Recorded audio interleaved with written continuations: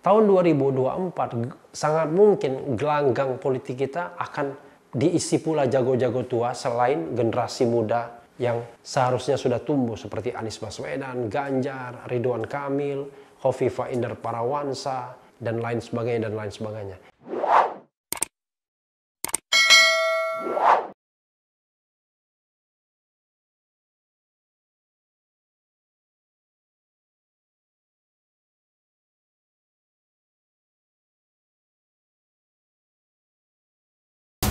Assalamualaikum warahmatullahi wabarakatuh, Sobat RH sekalian.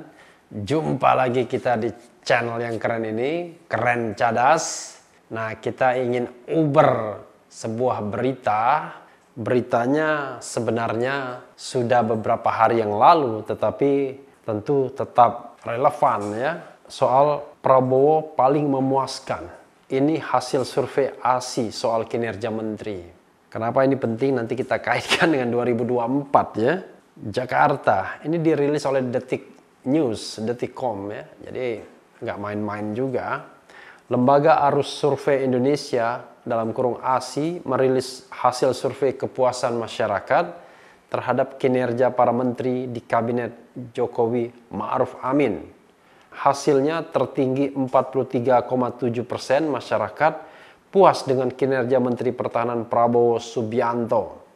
Survei dilakukan pada 9 hingga 12 Juni 2020 dengan melibatkan 1.000 responden di 34 provinsi di Indonesia. Survei dilakukan dengan cara telesurvei atau mewawancara responden melalui kontak telepon. Margin of error survei ini lebih kurang 3,1% pada tingkat kepercayaan 95%. Survei dilakukan untuk mengukur tingkat kepuasan publik terhadap kinerja pemerintahan Jokowi Ma'ruf, serta mengukur tingkat kepuasan publik terhadap kinerja para menteri Jokowi Ma'ruf Amin. Responden diberikan pertanyaan, menurut Bapak, garis miring Ibu, garis miring Saudara, bagaimana kinerja para menteri di bawah ini? Hasilnya, Menhan Prabowo Subianto berada pada peringkat atas dengan total 43,7% masyarakat merasa puas, 39% tidak puas, dan 17% tidak tahu atau tidak jawab. Kinerja para menteri, Menhan Pak Prabowo tingkatnya paling tinggi di antara yang lain, yaitu 43,7%. Disusul Menteri Luar Negeri Bu Retno 38,0%, ketiga Menko Polhukam Pak Mahfud MD 37,9%. Ujar Direktur Eksekutif Arus Survei Indonesia Ali Rifan saat melakukan pemaparan yang disiarkan secara langsung melalui YouTube ASI Jumat 19 Juni 2020. Posisi keempat diisi oleh Menteri Pendidikan dan Kebudayaan Nadiem Makarim dengan tingkat kepuasan 37,8%. Posisi kelima ditempati Menteri Pemberdayaan Perempuan dan Anak Gusti Ayu Bintang Dharma Fati dengan 37,0%. Sedangkan menteri dengan peringkat terendah yaitu Menteri Kelautan dan Perikanan Edi Prabowo 23,3%. Dilanjutkan dengan Menteri Agama Fahrul Razi 23,8%. Menteri Koordinator Kemaritiman dan Investasi Luhut Binsar Panjaitan 26,1%. Menteri Hukum dan Hak Asasi Manusia Yasona Lauli 27,1%, dan Menteri Kesehatan Dr. Terawan 27,5%. Kalau kita bicara paling bawah, ini menarik karena sama-sama Gerindra. Yang paling bagus Gerindra ada Pak Prabowo, dan paling tidak bagus Gerindra Pak Edi Prabowo, pungkasnya.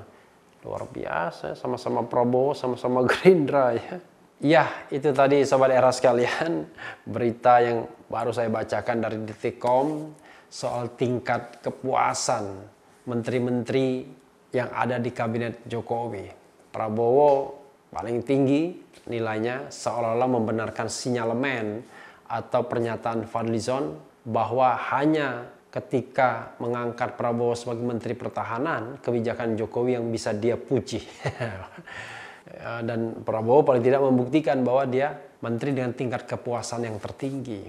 Tapi soal tingkat kepuasan ini ya sangat terkait juga dengan popularitas. Jadi kalau kita lihat ya, menteri-menteri yang populer itu di peringkat atas, tapi yang populer pula bisa di peringkat bawah. Sebagai contoh misalnya, yang populer di peringkat atas itu Prabowo misalnya. Kita tahu Mahfud MD ya, kita tahu Menteri Luar Negeri, ada juga Nadiem Makarim ya. Orang-orang yang memang sangat dikenal. Tapi di peringkat bawah, orang-orang yang dikenal juga. Nah, seperti Luhut Binsar Panjaitan, kemudian Menteri Kesehatan, di situ ada juga Yasona Lauli, dan paling bawah Edi Prabowo. Edi Prabowo ini, Sobat Era sekalian, mengingatkan saya pada Susi Pujiastuti sesungguhnya.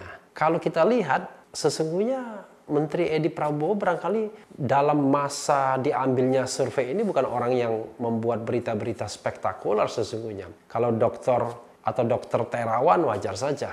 Tapi Edi Prabowo rasanya memang sebelumnya ada kasus macam-macam, cantrang dan lain sebagainya. Tetapi sangat mungkin karena dia dianggap antitesis dari Susi Pujiastuti. Yang sebelumnya selalu merupakan menteri yang paling populer di dalam masa pemerintahan Jokowi. Dan survei-survei sebelumnya soal tingkat kepuasan, biasanya nomor 1 Susi Pujiastuti dan nomor 2 jangan lupa, waktu itu kalau tidak salah Anies Baswedan ketika masih menjadi Menteri Pendidikan. Jadi memang popularitas itu berpengaruh soal tingkat kepuasan. Dan jangan lupa, tingkat kepuasan itu belum tentu menunjukkan kinerja yang sesungguhnya. Karena kalau kinerja sesungguhnya kan harus ada ukuran-ukurannya. Kalau ini kan baru persepsi bahwa mereka yang ditanyai, diwawancarai, ditelewawancarai, tentu mengatakan siapa yang puas. Dan memang sangat relatif sekali. Karena tidak ada penilaian atau basis ilmiahnya. Yang jelas persepsi masyarakat yang ditanyai.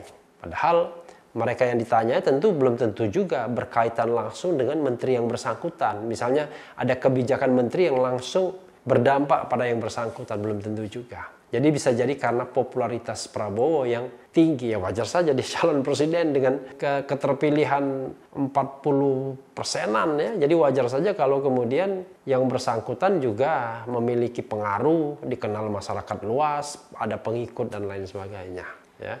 Nah, masalahnya adalah ketika Ketua Persaudaraan Alumni 212 mengatakan, sudahlah Prabowo tidak usah lagi menjadi calon presiden untuk 2024 karena ada catatan dan lain sebagainya, generasi muda saja. Saya sih separuhnya setuju. Tapi jangan lupa, tingkat kepuasan yang seperti ini bisa merupakan sign atau kampanye bahwa yang bersangkutan barangkali ya memang sedang mempersiapkan diri untuk 2024. Mungkin yang dipersiapkan itu adalah kinerja yang baik sebagai Menhan, lalu kemudian kesehatan yang baik juga. Dan tentu diharapkan surveinya akan tinggi pada 2024. Dan jangan lupa, yang namanya keinginan, saya tidak ingin mengatakan ambisi politik ya.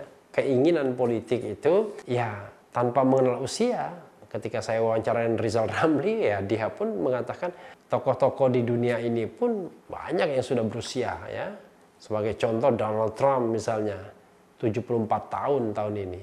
Rizal Ramli mengatakan 84, tapi 74 tahun. Lalu kemudian Ronald Reagan ketika terpilih sebagai presiden juga 70-an tahun juga.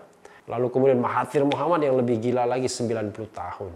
Jadi yang namanya ambisi itu unlimited. Termasuk juga ketua-ketua umum partai politik.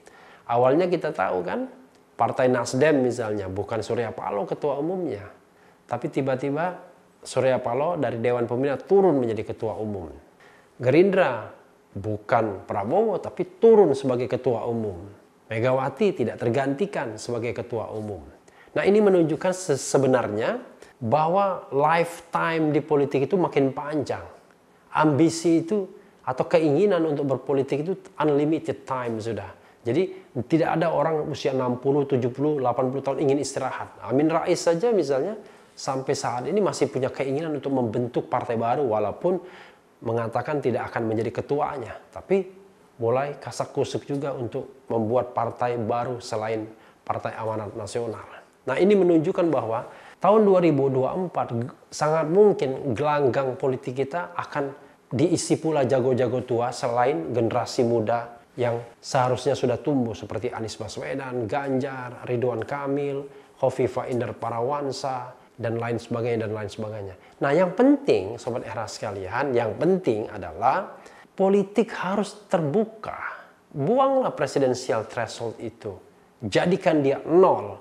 Sehingga semua orang punya kesempatan untuk berkompetisi. Tentu semua orang yang memenuhi syarat, punya kemampuan, punya elektabilitas dan lain sebagainya. Kalau calon presiden 5-10 orang, why not? Kalaupun pada pemilihan pertama tidak ada yang mencapai 50% plus 1, pada pemilihan kedua sudah pasti dengan run of election akan terpilih satu sosok.